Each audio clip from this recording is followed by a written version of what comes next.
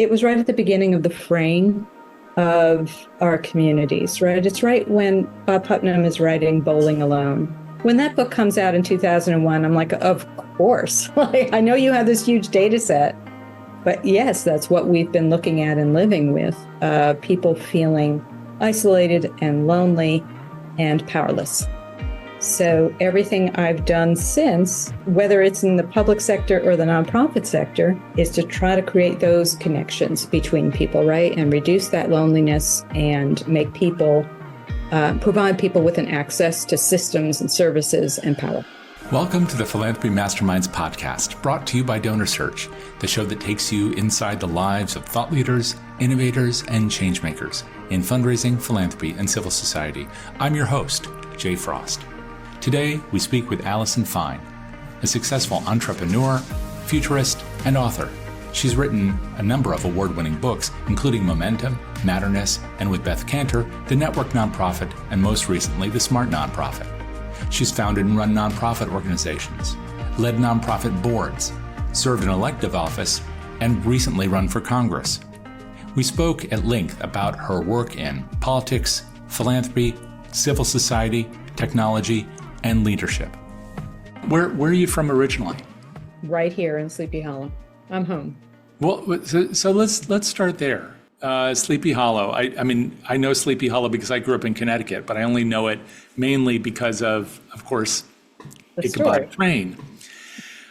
Is that what everybody starts with, is to ask you about Sleepy Hollow and Ichabod Crane?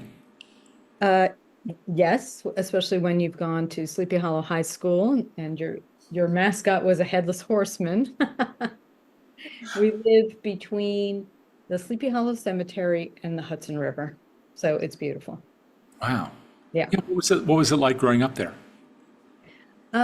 Very different. At the time, it was actually called North Tarrytown. I don't know why someone changed the name at some point. So we didn't have the tourism that we have today. But it was always a fundamental part of this part of the world. Washington Irving, his legacy lives on all over the town. And it was a great place to grow up. It was a very mixed community, racially, economically. So it's a great place. And that's not true of every place in that region, that kind of diversity. This is true. And this is why my parents chose to move here from Long Island. They wanted a diverse community. What was their life like? Where they came from Long Island? What's their background? So my parents were, my dad is a first generation immigrant. His parents came from Lithuania, and my mother's second generation. And Jay, they worked their asses off their entire life to, live the American dream. And they worked so hard to get out of the Lower East Side to Long Island to Westchester. And that work ethic was certainly instilled in us. But now, one of the ironies is my oldest son lives a block from where my mother was born in Brooklyn. And she said her family worked so hard to get out. Why did he go back? That Brooklyn, though, probably isn't like the Brooklyn today. That's correct. And North Tarrytown, Sleepy Hollow, is it today much as it was when you moved there? Or when you were born there, I should say? Well, I wasn't born here. I was born on Long Island. It certainly is still a mixed community, but I think that the higher income is higher and the lower income is lower. And it's very difficult to buy and own a house in this community, like everywhere in the country. I worry for my kids if they'll ever be able to buy a house. So it's very difficult to get launched. Yeah, I wonder about that and how it informs our belief system, but also our politics. And I know that's been a big part of your life and work, sometimes directly in politics, sometimes indirectly through the work. How did that inform some of your thinking as you were coming up? Well, I think one of the most influential periods in my life, Jay, was after undergraduate. I went to Vanderbilt in Nashville undergraduate, came back home, and at 22 ran and won a town council seat. I was the youngest elected official in New York State. And that shows you both in those positions, the wonders of local community and all of the fractures and the stresses and the things that pull us apart as well.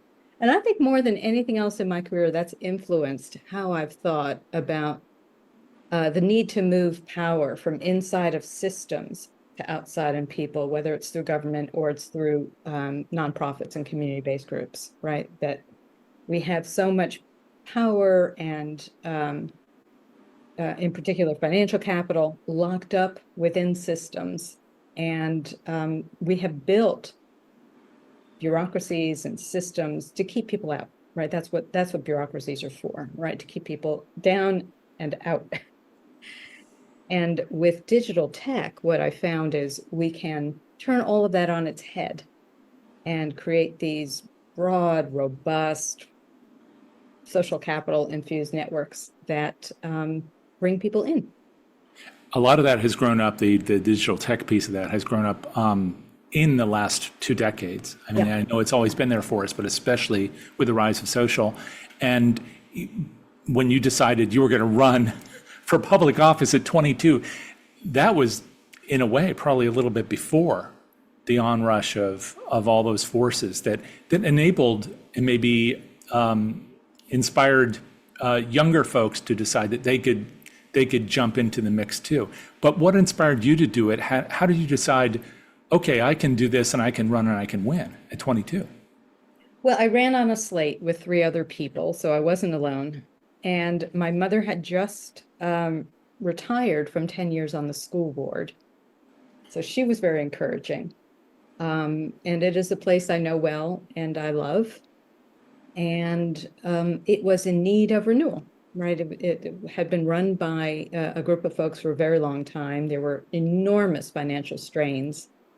And it was such a microcosm, Jay, of all of the things we've been facing in this century, because we had a mile down the river here, the largest manufacturing plant in New York State at that time, the General Motors plant, and it was closing. So there was this enormous fractured economy going on, right? That this anchor of the community for 50 years was closing.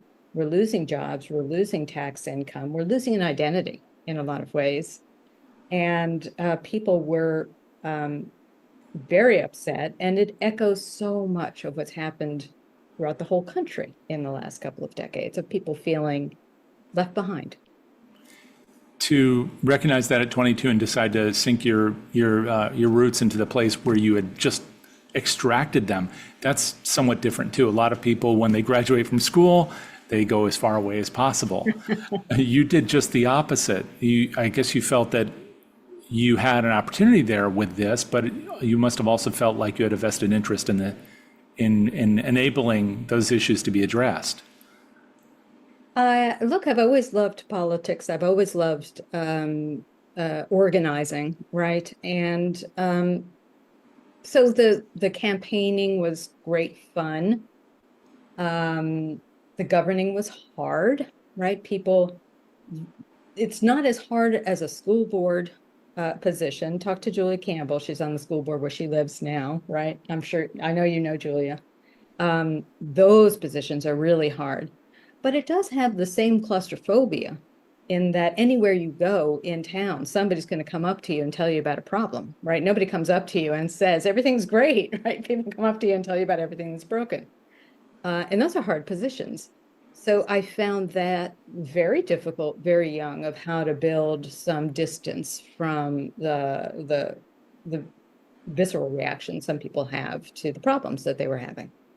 Well, I'd love to ask you more about that, because I'm sure that you have then seen that writ large throughout your entire career, and it's one of the issues as nonprofits interact with the community broadly, about keeping some kind of ability to engage, but also some kind of, I don't know, psychological distance.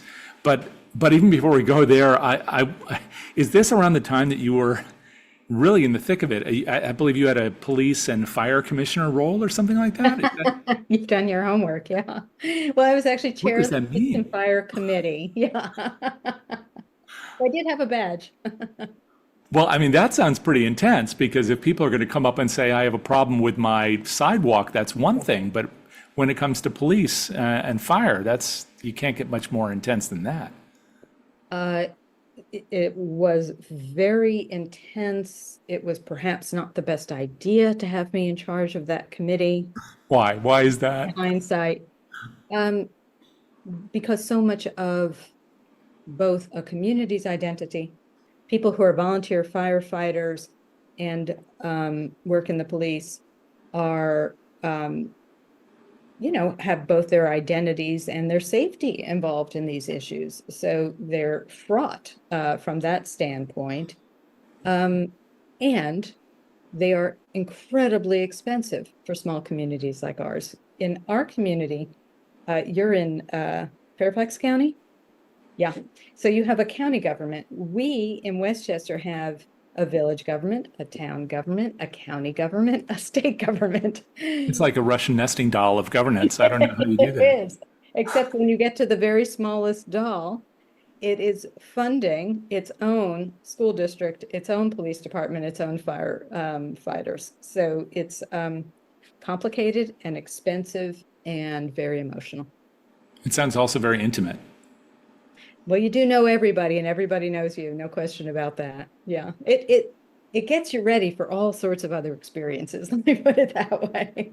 Nothing, I can always say now, literally 99% of the things I've done since, Jay, are easier than that. Right.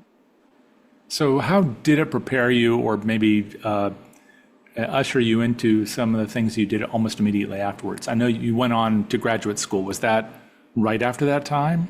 It was at the same time. I was At in the grad. same time? Yeah. Oh, wow. Yeah. So look, so what I took from that period of time was one, a great understanding that we know very, very little about what other people are going through. Right? When you go door knocking, now I was knocking on the doors of people I went to school with, right? Families I know in all parts of town. But when you're, knocking on the door, going into someone's home, and you can see how little you know about what their life is, what their struggles might be. People come to you as an elected official with all sorts of problems, right? And it was really enormously educational for me about the real difficulties so many people have and how little help there is for them, right? And that when I was in that role, it was right at the beginning of the fraying of our communities, right? It's right when Bob Putnam is writing Bowling Alone, right? When that book comes out in 2001, I'm like, of course. Like, I know you have this huge data set, but yes, that's what we've been looking at and living with, people feeling isolated and lonely and powerless. So everything I've done since, whether it's in the public sector or the nonprofit sector, is to try to create those connections between people, right? And reduce that loneliness and make people, provide people with an access to systems and services and power. So, the academic part of your life, from the poli sci in history, and then for a master's of public administration, I guess that was all interlaced with what you were actually experiencing walking into people's houses, people that I'm sure you knew but didn't know in the same way. But that's a springboard then perhaps for what you did in the nonprofit sector. That's not what always happens when people come out of that kind of program. Often they'll go into, I don't know, a role in the bureaucracy. And I mean that with affection. In a role in government where they feel like they can exact some change. Or they might decide to run for office, another office soon after. How did you decide to do what you did next? And can you talk about that a little bit? Well, I went from being on the town council actually to work at the Democratic National Committee. That's why I went to DC. And I was in a fundraising position there. And that's a very, very difficult place to work because the DNC doesn't actually have any power. And for about 90% of its time, it does very little. And then there's this frenzy when the presidential campaign comes in and takes it over. So I found that a very frustrating role to be in when we didn't actually produce anything. And from there went into nonprofits where I could see my work coming into fruition much easier, much faster than being in government, Jay, right? So I chose a pathway I actually went out purposefully and talked to dozens of nonprofits right after I left the DNC in DC and in Baltimore and said, what's your major pain point? Of course, fundraising came up, but then something else came up that I wasn't expecting. And it was that they didn't know whether and how they were effective. They knew they were busy. They knew they were writing reports for funders, but they themselves didn't know, am I making any difference?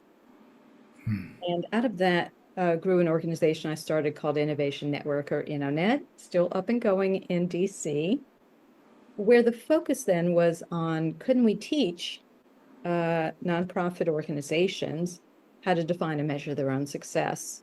And then with that power, go to funders and say, this is what we do, and this is how we know it's successful.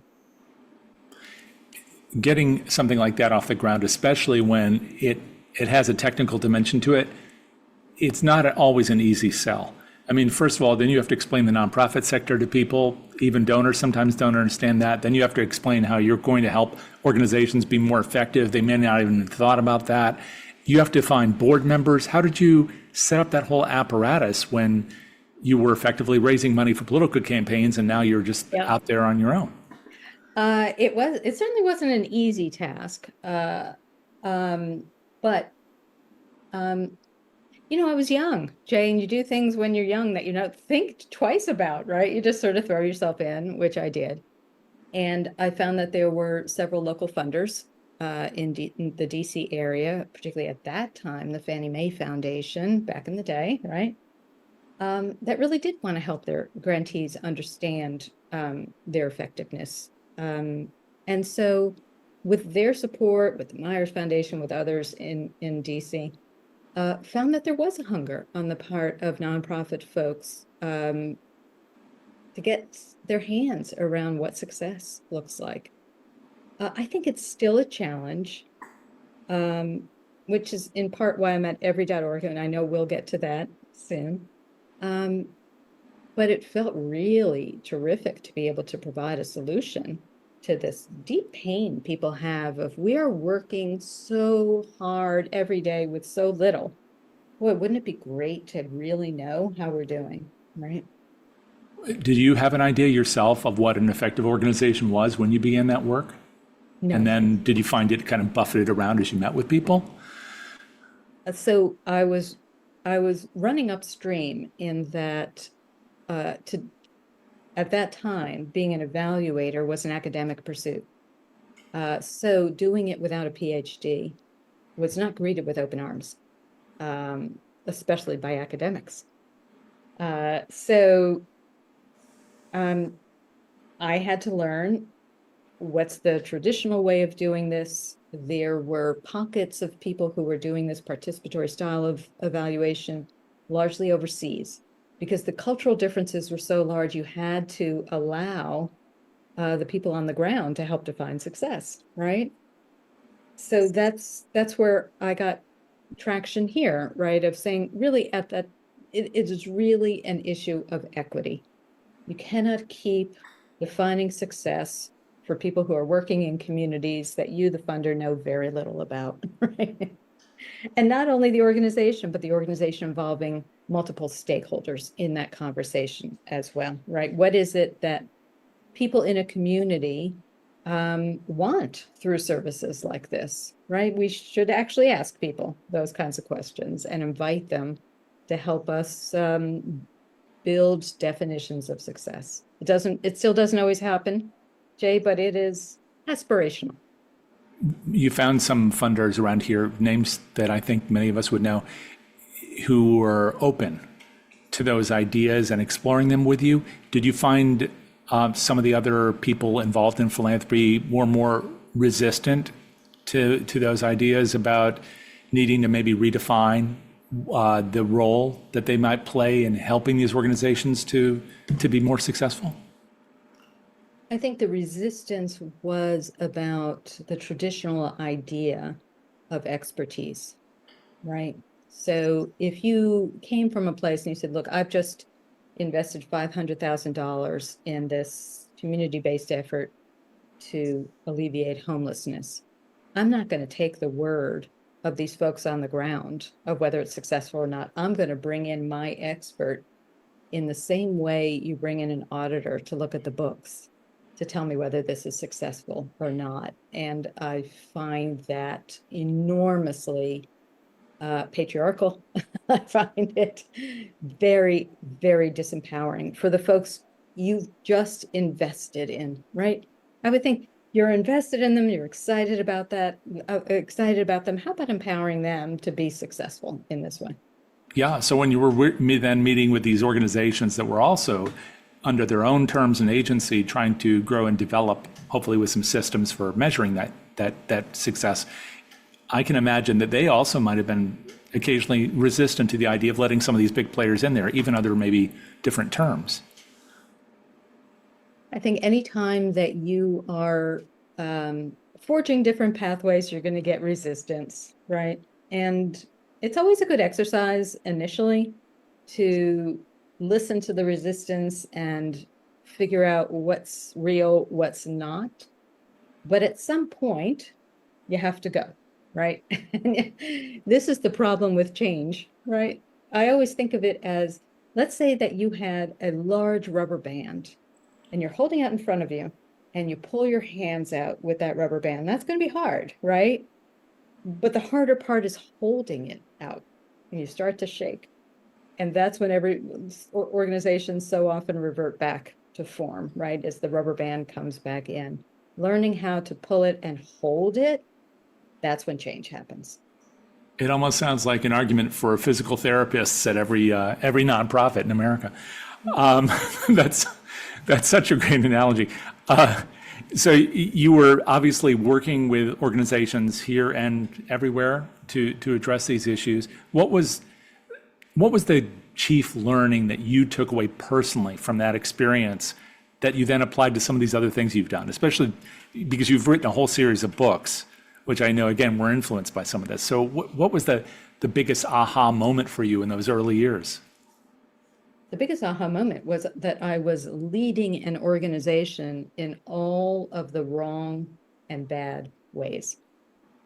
There wasn't anything in looking back that I was doing as the CEO of that organization that was done in a positive and constructive way.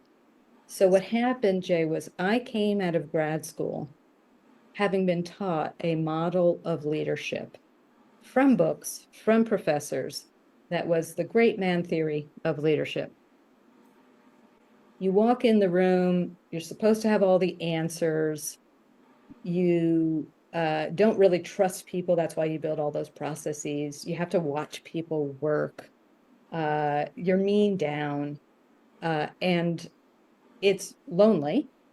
And it's a terrible model of leadership that continues. And eventually, even though the organization was successful, I raised a ton of money, we did all of this good work, I had to take a step back. I was burned out entirely. And that's when I fell into digital tech and everything changed in my mind about what leadership is. And I know you've written about this and talked about it, but for our audience, it may all be new, especially that original transformation. So tell us a little bit about what that was like for you. So everything I had been taught was about, like, I was an enormous vacuum cleaner as the titular head of this organization, and I was sucking up all of the oxygen, all of the resources, all of the attention. Right? It was all about me. And in that model, you can't afford to give credit and to give power away, right? Because the definition of success is about being the most powerful person in the room, which means you're better paid, you've got the position, you've got the office at that time, right? All of the trappings of what it looks like to be a leader, which by definition means you're disempowering the people around you. Now I get introduced to digital tech, to social media, and all of a sudden the world is flat out there. People are organizing and communicating and fundraising and doing all the things an organization can do, but by themselves. They don't need all the infrastructure. They have these networked tools to do this. They have these new online communities to do it. Oh, this is a really different way of working. In those systems, the successful people are the ones who are giving more credit than they're taking, who are connecting other people to one another without yourself in the middle anywhere. They're the ones who are sharing resources and information and encouraging people to go out and do things. It was such a revelation. It was such a relief. It was so energizing to find this other way of being in the world. And in my mind, it's so much more successful than all the energy it takes to keep all those walls up, what Beth Cantor and I called in the network nonprofit, the walls up around the fortress. It's also something you're describing. For context, this was early stages in some of the social media world, right? I mean, I think Facebook was it 2004? And so this was around 2005, 2006. Is that right? And Twitter was either just starting or 2 years away. Yeah, sure. With the uprising, the spring, and so I imagine that with all that sharing, it must have felt like a wonderful sandbox where everybody shares their toys. That may not be the world that people know of digital today, so we should definitely talk about that. But then it sounds like you could kind of define a new set of rules and do so collaboratively. Is that fair? So we were techtopians in the day. I'll tell you my favorite story from that time. In the fall of 2008, Twitter was just really getting noticed. And I was at a conference with a friend, Nancy Scola, who now she's a reporter. She works for Politico. And we were at the conference together and we're looking at Twitter together going, what could we do with this thing? And it was in the throes of a presidential election year, much like now. And we thought there are a lot of threats to voting in the country. There were lots of reports that people were going to be stopped from voting at different places, again, similar to today. What if we built a system through Twitter where voters could share their stories in real time and we could get it to news organizations? Because the alternative up to then was somebody submitting a written complaint to a state election commission that day, and it would take months to look at it. So what if we could do this in real time? So Nancy and I went back and we posted blog posts somewhere of who wants to get together and build this system that would be open source, where we could map out where the troubles are and we could connect to news organizations. And in what felt like a day, Jay, we had dozens and dozens of coders who volunteered to build this thing we called Twitter Vote Report. And then we had every news organization in the country willing to use the hashtag and look at the results. And on election day, we were reporting out real-time voter problems, machines machines in Brooklyn were broken, and in St. Louis, they were passing out false leaflets. We could enable voters to share their stories in real time. We could give warnings to people who were going to those places of what to expect. And the news organizations were reporting it on in real time.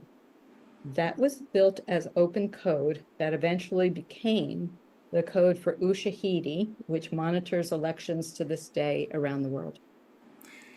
I'm trying to imagine what the response was like within the parties and within the government to an independent effort to try and monitor what was going on and whether or not things were right? What kind of response did you get? If they had a reaction, we didn't pay attention to it, which again was part of the fun of having these brand new tools and this new sandbox to play in. Nobody was paying attention. We could do whatever we wanted to do. And the voters? Listen, the voters loved it, right? They had a complaint. They could make their complaint heard. I remember in particular that St. Louis example of somebody passing out false information on the lines. The election officials went outside, moved those people away and fixed the problem, right? None of that would have been possible in any previous election. And I know we'll need to talk more about this in terms of today, but I just have to ask you now, especially with the situation with Twitter as it is today, whether or not that's possible in the same way anymore.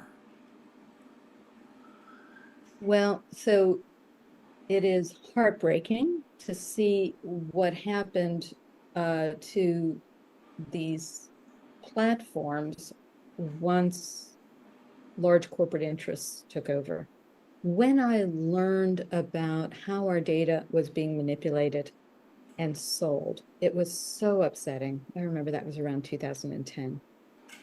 And the fact that what we were using as town halls and as community commons were actually corporate spaces was enormously, still is enormously disappointing. Now, the bigger problem coming down the road, Jay, is going to be misinformation from AI. And now we've supersized all of those problems because we never did get our hands around it in the first place. Right. Right? The European Union did in a lot of ways that we still haven't done it. Well, and that was all post-Cambridge Analytica. That's right. That's right. It took a long time. You're right. The European Union's rules around individual privacy, selling data. My favorite, the right to be forgotten, which is brilliant, right? So not to unsubscribe from a newsletter and you still have my data, but to force you to throw out any information about me. That's a huge shift. And we probably are never going to get there. In the US. Yeah. Well, let's go back to happier times for a moment. Yay. So you did this really, it sounds like both fun and very impactful work, just working with other people out there, crowdsourcing essentially this great idea and the tech to implement it. Where did you go from there? Well, so in that really fun period, I was largely partnering with Beth Cantor, and lucky me, who could have a better partner than Beth. Our skills are really complementary. I have big ideas, and Beth actually knows how things work, which is super helpful. We enjoy working together. We write together. We've written 2 books and many papers and articles together. And there was a growing community of people like us who understood that these tools could be used to build community and to help organizations be more empowering of their staff and more inclusive and equitable with their communities. And that's still the hope. And that's the genesis, I guess, of the books you did together, the Network Nonprofit and the newer book, The Smart Nonprofit. But at the heart of that work is also just talking to lots and lots of organizations who are wrestling with tech. And that wrestling match continues, I know, but then it was probably initially as much about technology, proficiency, technological proficiency, as it was about the ethics and the policies and procedures. But all of those things now are all, it seems like, tangled together. I would put it differently. I would say the challenge for a lot of organizational leaders is both a fear of technology, a great fear of technology, and a fear of losing control. You put those two together, and what you get is paralysis. You get an inability to allow staff to go out and experiment with the tools and to be different in the world. And that powerful combination of fear of what they don't know and fear of letting go has paralyzed more organizations than I can count. And it is tragic in our nonprofit sector. I wonder if that's always been the case, and if that's largely a product of this kind of approach to leadership that you were describing earlier, and the kind of the generational nature of leadership as it's often exercised. So you have these people who've been around the block a few times running an organization, they don't seem to leave for a while. And that also probably is a barrier in some respects to more equitable leadership, when there's just no way to gain entry. Well, and throw in being chronically under-resourced into this mix, and you have like this toxic stew that is heartbreaking. Let me just say this, Jay. I'm not blaming anybody. It is heartbreaking to watch people with such good intentions who come to this work, throw their lives into it, and are struggling so badly and burning out at such high rates. And I understand it, and it is an epidemic in our sector. So what are some of the ways that organizations and their leaders, I know sometimes these are different answers for the two, that they can address this issue about the fear of tech and the loss of control that you've mentioned, as well as utilizing technology, our current technology, in ways that enable leaders to be, I don't know, not only more nimble, but more open. So they are bringing other people in the same way that you brought all those people into the sandbox of ensuring voting rights.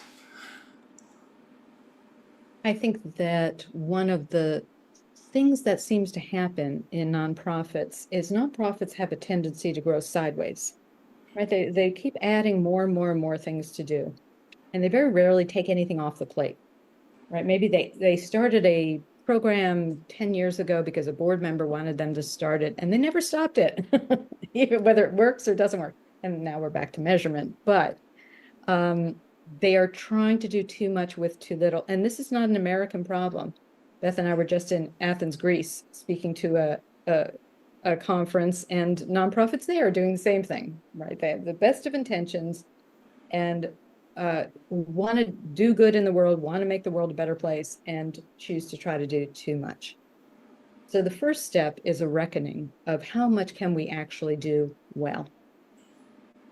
And got to take some things off the plate. And this is where board leadership comes in, opening up the opportunity to do that.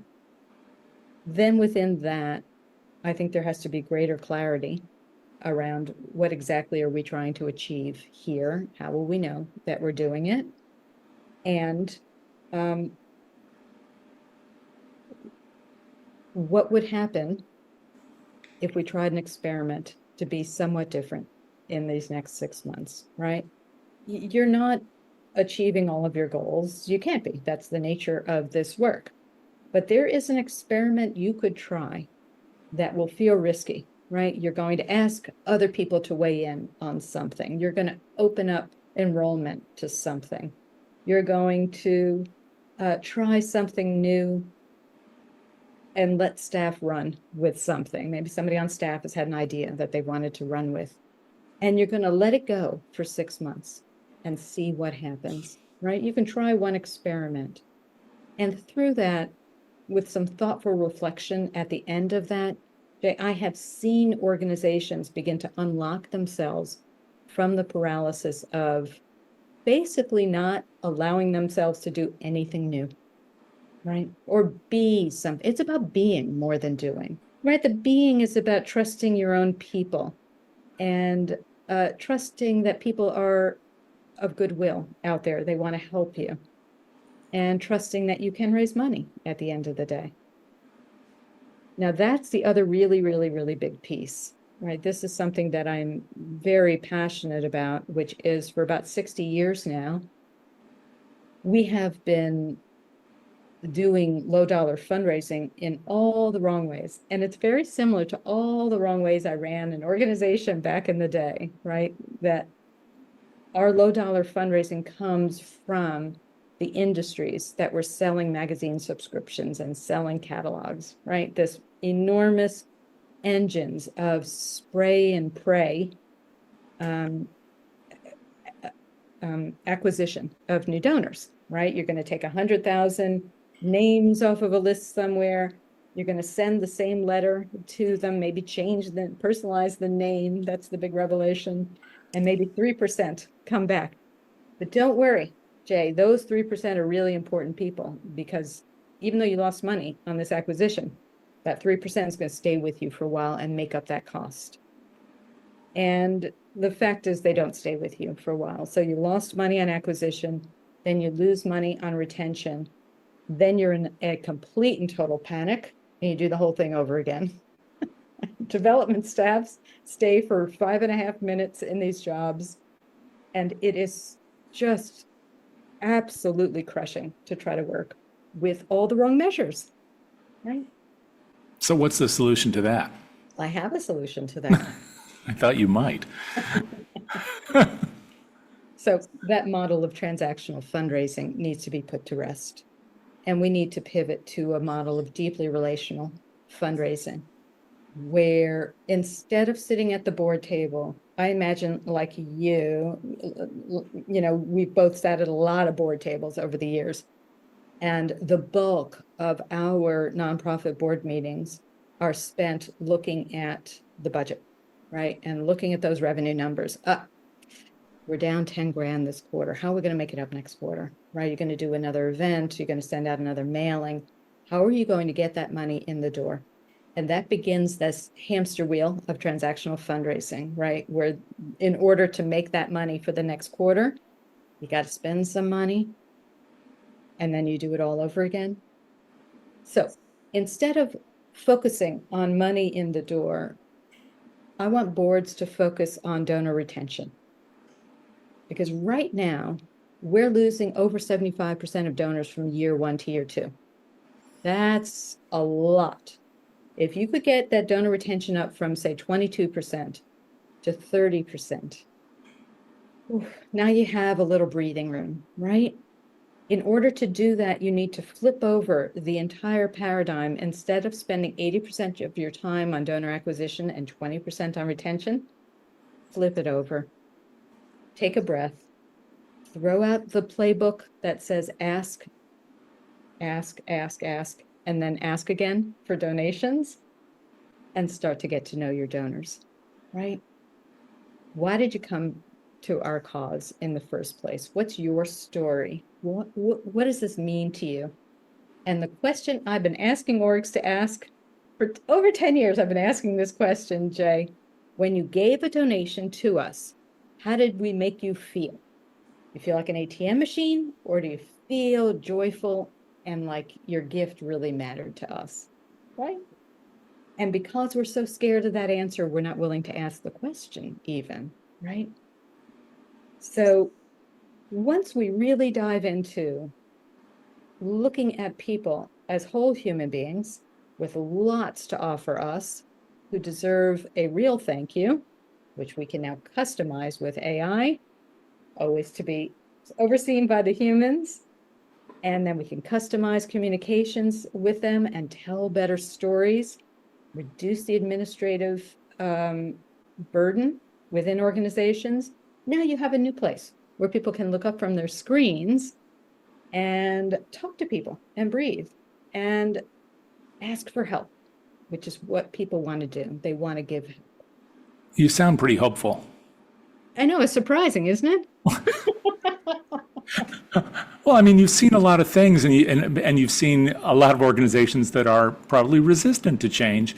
And what you've asked people to do is to be, among other things, a little bit vulnerable. That is absolutely true. I believe, first of all, I absolutely believe that the current system isn't sustainable. I also know that people don't think there's an alternative to it. And I firmly believe when we get this model out there, and we're building it at every.org right now with a cohort of 10 small organizations, we're going to build this playbook of deeply relational fundraising at scale so that a $25 donor is made to feel as good as a $10,000 donor. Folks are going to come to us to get on board. Now, I have to ask you to pair that with your experience in the political realm in a couple ways.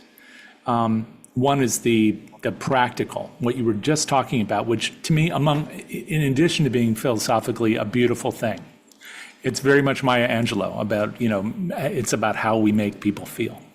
But there's also an element that's just, it's going to be more effective to retain relationships.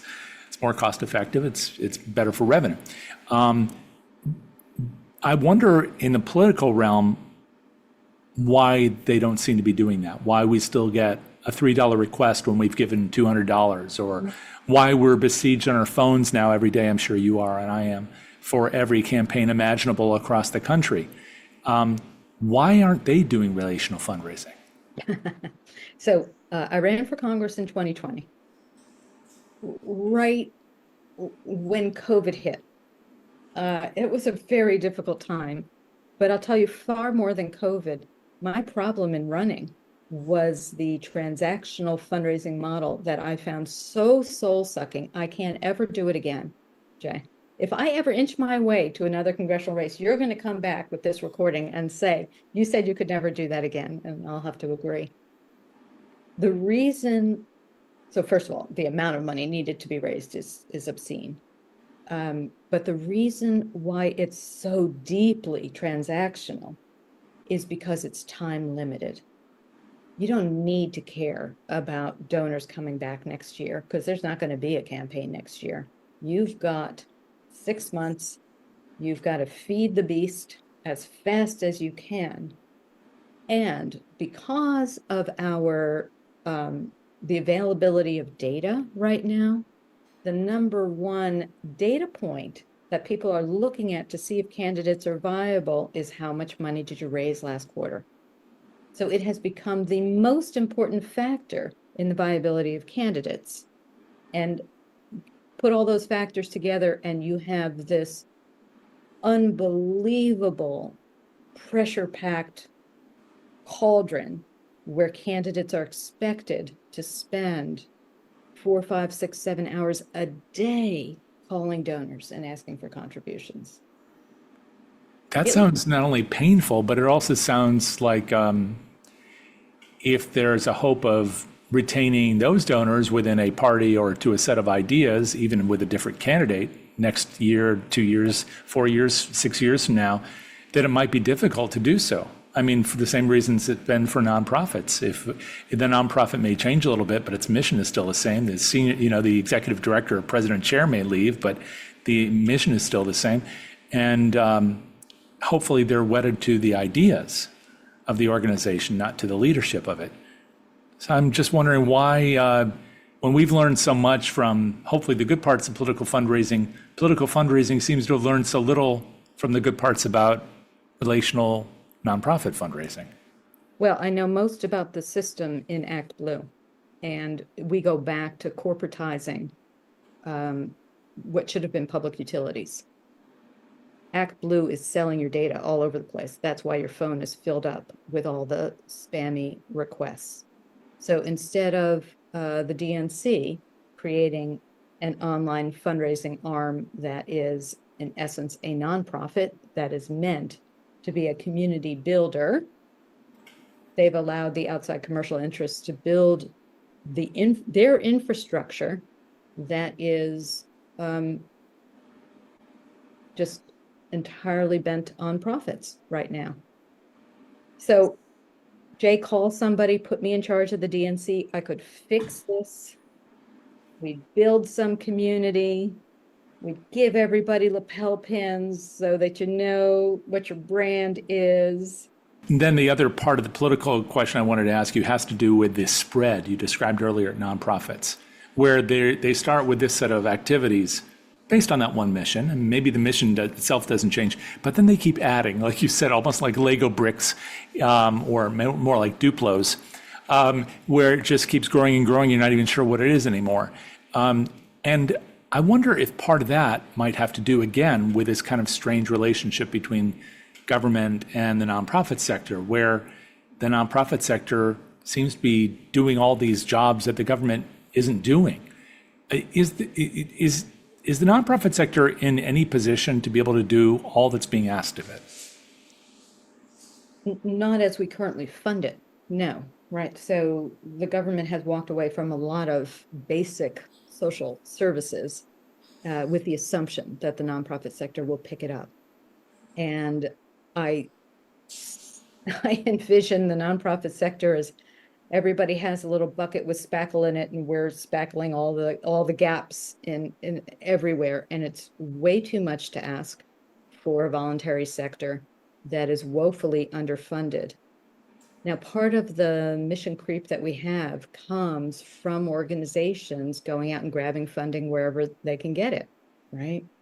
I remember a long time ago, I was sitting with a program director in a homeless shelter, and the development director ducked her head in and she said, "I have great news. We just got $50,000 for the mentoring program." Development director left. The program director started to cry. And I said, "What's the matter?" And she said, "We don't do mentoring." And this happens every single day, right? People go where the money is because otherwise they can't keep the doors open. But instead of focusing increasingly on large donors, as our sector is, right? If we built these robust donor bases of low dollar donors and we kept them around for a little while, we could stick to our missions. In spite of all this that you know and all that you're doing to really inspire us in the sector, and to teach us, you still decided to throw your hat in the ring a few years ago, as you said. And even if you're pledging here not to do it again, and we promise not to bring this out if you do, but I'm curious what made you decide to do that too, because you are working so hard to enact change from within this third sector. What's the attraction to also being able to do it in the public sector? I remember right after Hurricane Katrina, Jay, and there was tremendous fundraising in the nonprofit sector to support housing and social services that folks needed in Louisiana and other places. Then when you looked at the amount of money, millions raised by nonprofits versus what FEMA and other government agencies had to spend, we were like an ant versus an enormous elephant. The power and the amount of resources governments have to invest in communities is unrivaled. Nonprofits can't and shouldn't try to rival that. So the fissures and fractures that we have right now are enormous. We talked about housing prices earlier. There is the need for a new way of looking at community and investments in communities that I'm very intrigued in. And some of that is investments in tech and AI. And it's also in micro economies, right? People being able to raise their own food, barter for services, right? Build different kinds of economies, I think is the direction we need to go in. And that's why I threw my hat in the ring. Oh, and also to tell people Roe v. Wade was about to be overturned. It was 2020. Well, yes, you've been working also on the boards of organizations to address issues like that. So being on the direct line of being able to vote for them, I know must have been pretty important. As you're looking forward and you're thinking about something like AI, all the opportunities it offers, but also all the psychological risks maybe that nonprofiteers see in it. Yeah. How are you getting comfortable with it, and how are you helping others to get comfortable with it? Well, one of the biggest differences between this chapter in technology with AI versus the last one in social media is in the last one, we were saying, come on in, nothing to lose. It's exciting. Join the party. This one, we're saying, hang on, learn about it first, and come in slowly. Because the power of AI to do work that only people could do until this time is too immense to give it away without careful planning. And we see that now, Jay, if somebody hasn't carefully thought through, say, a chatbot, and it starts to tell the wrong information to people, or you can't get out of it, you can't get to a human being. My biggest hope in this next chapter of technology is that we will actually become more, not less human, meaning let's have the bots do all the shitty work we don't want to do, that we never wanted to do, right? We don't want to reconcile the budgets. We don't want to put in our expense reports. We don't want to, go through all of the emails to find out information. Let the bots do all of that. Free us up to get to know one another better, to problem solve together, to tell better stories, to meet in person more. That, to me, is the real promise of AI, but we'll only get there when we're in charge of the bots rather than the bots being in charge of us. Well, that's it for today's episode of the Philanthropy Masterminds podcast. If you'd like to learn more about Allison's work, go to every.org. Thanks to our sponsor, DonorSearch, the world leader in fundraising intelligence, and our producer, Jack Frost. If you like what you heard today, please subscribe on Apple Podcasts, the DonorSearch YouTube channel, or wherever you like to listen. And do consider giving us a like and a positive review so others can find us too. Check out our live webinars and webcasts on Tuesdays and Thursdays, and come back next Friday for another interview with a leader in the world of social good. And until then, this is Jay Frost. Thanks for joining me. See you next time.